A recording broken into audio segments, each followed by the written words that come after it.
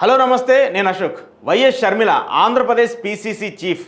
కాంగ్రెస్ పార్టీకి సంబంధించి ఆంధ్రప్రదేశ్ కాంగ్రెస్ పార్టీ పతనం అయిపోయిన తర్వాత మళ్ళీ ఆ బాధ్యతలు చేపట్టుకొని కాంగ్రెస్ పార్టీని మళ్ళీ వెలుగులోకి తీసుకురావడానికి, కాంగ్రెస్ పార్టీకి పునర్వైభవం తీసుకురావడానికి ఎంతో కష్టపడుతున్నటువంటి మహిళా నేత వైఎస్ రాజశేఖర రెడ్డి తనయ్యగా రాజకీయాల్లోకి ఎంట్రీ ఇచ్చినటువంటి ఆమె 2019 ఎన్నికల కంటే ముందు చాలా కాలం పాటు రాజకీయాలు చేయాలని చెప్పేసి ప్రయత్నిస్తూ వచ్చారు. కానీ ఆ తర్వాత 2019 ఎన్నికల్లో అన్నకి మద్దతుగా వైసీపీ సపోర్ట్తో వైసీపీని గెలిపించాలని చెప్పేసి ఆమె పాదయాత్ర కూడా చేస్తూ ఉన్నారు. ఒక పక్క జగన్మోహన్ రెడ్డి పాదయాత్ర చేస్తూ ఉంటే మరో పక్క షర్మిల గారు కూడా పాదయాత్ర చేస్తూ వచ్చారు. ఒక విధంగా 2019లో జగన్మోహన్ రెడ్డికి అంత భారీ మెజార్టీ వస్తూ ఆయన విజయం సాధించడానికి మెయిన్ కారణంగా ఎవరైనా చెప్పుకోవాలనుకుంటే ఖచ్చితంగా షర్మిల గారిని చెప్పుకోవచ్చు. సరే, వివిధ కారణాల వల్ల అన్నా చెల్లెల మధ్య గొడవలు వస్తూ వచ్చాయి. ఆమె రాజకీయాల నుంచి ఇక్కడ ఆంధ్రప్రదేశ్ నుంచి వదిలేసి తెలంగాణ వచ్చారు. తెలంగాణలో వైసీటీపీ అనే ఒక పార్టీ పెట్టారు. ఇక్కడ కూడా ఆ పార్టీని క్లోజ్ చేశారు.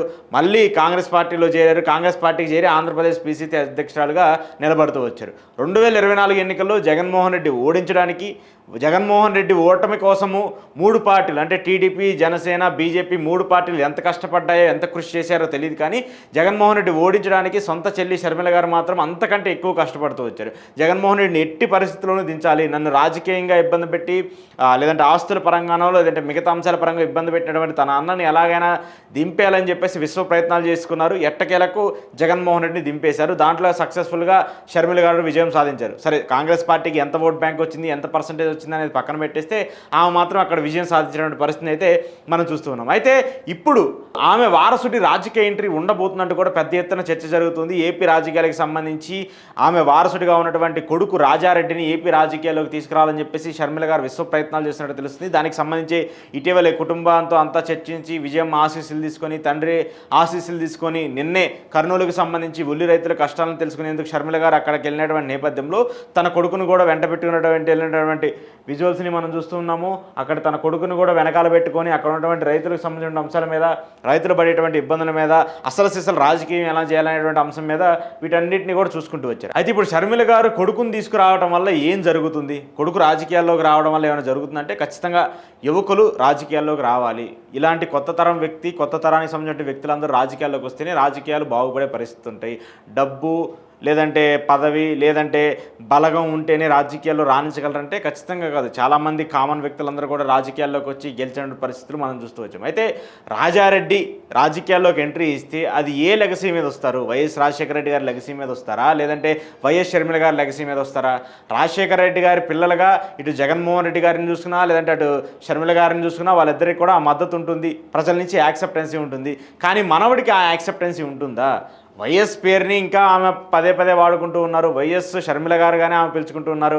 అలే ఆమె కొడుకు కూడా వైఎస్ రాజారెడ్డి అని చెప్పేసి ఆమె పిలుస్తూ వచ్చారు. నిన్న కూడా ఆ ప్రెస్ మీట్లో మాట్లాడుతూ వైఎస్ రాజారెడ్డి రాజకీయాల్లోకి రావాలనుకున్నప్పుడు ఖచ్చితంగా వస్తారు, రాజకీయాల్లోకి వచ్చే సమయం వచ్చినప్పుడు మేమే తీసుకొస్తాము, ఆయనకి రాజకీయాల్లోకి రావాలని ఉంది, ప్రజలు ఆయన ఆదరిస్తారని ఉందని చెప్పేసి కూడా మాట్లాడుతున్నారు. ఇంకా వైఎస్ లెగసీనే వాడుకోవడానికి కూడా షర్మిల గారు ప్రయత్నిస్తూ ఉన్నారు. కానీ ఆ లెగసీ కొడుక్కి కూతురికి వర్తిస్తుంది కానీ మనవడికి వర్తిస్తుందా లేదా అనేది కూడా ఒక చర్చ. అయితే ఇప్పుడు పెద్ద ఎత్తున మీడియా కావచ్చు, టీడీపీకి సంబంధించిన కొన్ని పత్రికలు, కొన్ని ఛానల్స్ మెయిన్గా అలిగేషన్స్ చేస్తుంది ఏంటంటే రాజారెడ్డి రావడానికి, రాజారెడ్డిని రాజకీయాల్లోకి తీసుకురావడానికి షర్మిల గారు చేస్తున్నటువంటి మెయిన్ వ్యూహం ఏంటంటే మామని దెబ్బ కొట్టడానికి, మామని ఖచ్చితంగా ఇబ్బంది పెట్టడానికి, వైసీపీ పార్టీని తొక్కేయడానికి ఇలాంటి ప్రయత్నాలు జరుగుతున్నాయి అంటూ కూడా పెద్ద ఎత్తున మాట్లాడుతూ వస్తున్నారు. సరే, నిజంగా అలాంటి పరిణామాలు ఉంటాయా? ఆంధ్రప్రదేశ్కి సంబంధించి ఆల్రెడీ ఇక్కడ 3 పార్టీలు మేజర్గా నడుస్తూ ఉన్నాయి, టీడీపీ, వైసీపీ, జనసేన. ఇక దేశ పార్టీలకు సంబంధించి బీజేపీ కావచ్చు లేదంటే కాంగ్రెస్ కావచ్చు ఇక్కడ నామమాత్రంగానే ఉంటూ ఉన్నాయి.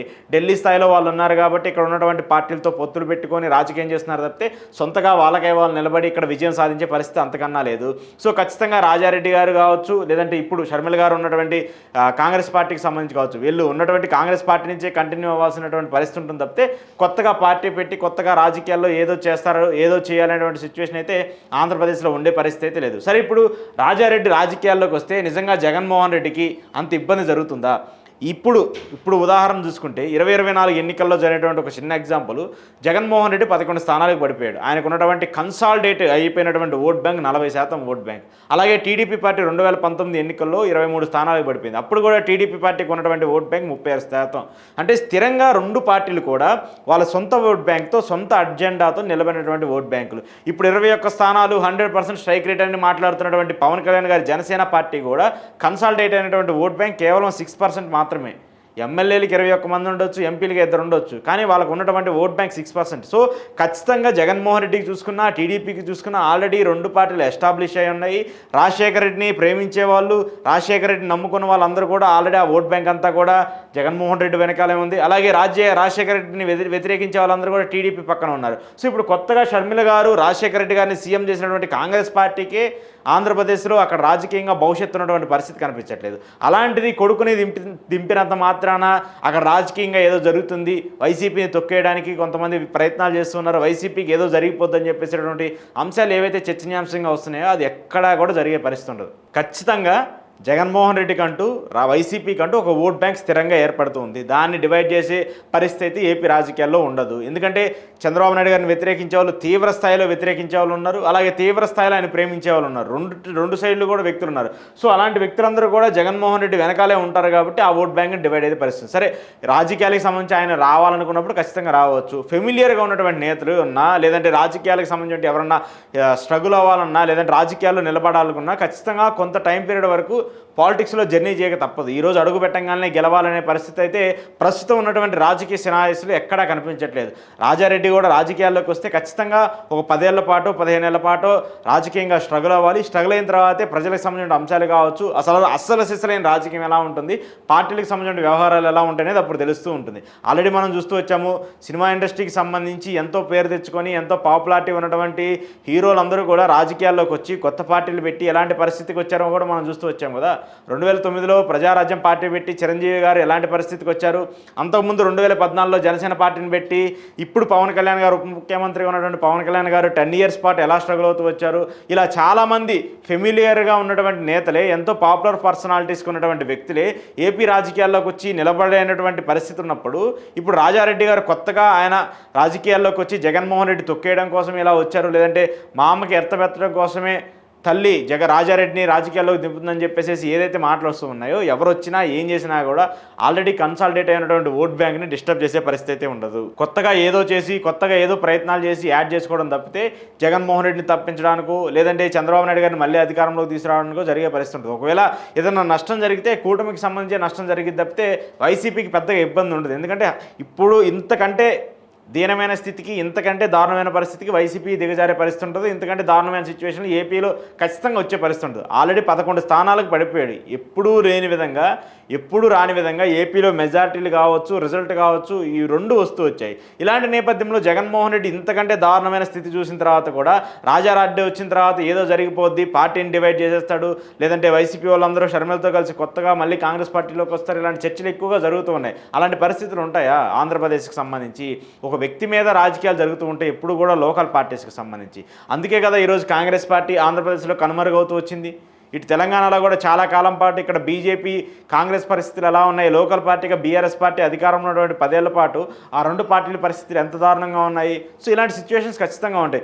సో వ్యక్తుల మీద ఎక్కువగా రాజకీయం ఆధారపడి ఉంటుంది కాబట్టి ఇప్పుడు రాజారెడ్డి గారిని రాజకీయాల్లోకి తీసుకొచ్చినా కూడా షర్మిల గారికి సంబంధించి ఎక్కువగా పెద్ద ప్రస్తావన అయితే వచ్చే పరిస్థితి ఉంటుంది. కానీ ఒక నియోజకవర్గానికి సంబంధించో, లేదంటే ఒక ప్రాంతానికి సంబంధించో ఆయన దాన్ని కన్సాలిడేట్ అయ్యి అక్కడ చూసుకుంటూ కార్యకర్తలతో తిరుగుతూ, నాయకులతో తిరుగుతూ గెలవడం కోసం ఏదైనా ప్రయత్నాలు చేస్తే ఉపయోగం ఉంటుంది తప్పితే ఒకళ్ళ మీద కోపంతో కొడుకుని రాజకీయాల్లోకి తీసుకొచ్చి వాళ్ళ మీద కక్ష సాధింపు చర్యలు తీసుకోవాలి, వాళ్ళని ఎలాగైనా తొక్కేయాలని చెప్పేసి చేసేటువంటి వ్యూహాలు కావచ్చు, దీన్ని అడ్డం పెట్టుకొని మరొక పార్టీలు కావచ్చు, మరో పార్టీలకు సంబంధించిన మీడియా ఛానల్స్ కావచ్చు చేసేటువంటి ప్రయత్నాలు కావచ్చు, ఇవన్నీ కూడా వాళ్ళకే నష్టం చేకూరుస్తాయి చెప్తే సొంత ఎజెండా, సొంత నిర్ణయాలు, సొంత కళతో ముందుకెళ్ళేటువంటి ఏ రాజకీయ పార్టీకి కూడా ఎంతమంది వ్యక్తులు వచ్చినా, ఎంతమంది రాజకీయాల్లోకి వచ్చినా కూడా పెద్దగా ఒరిగే ప్రయోజనం అయితే ఏది ఉండదు.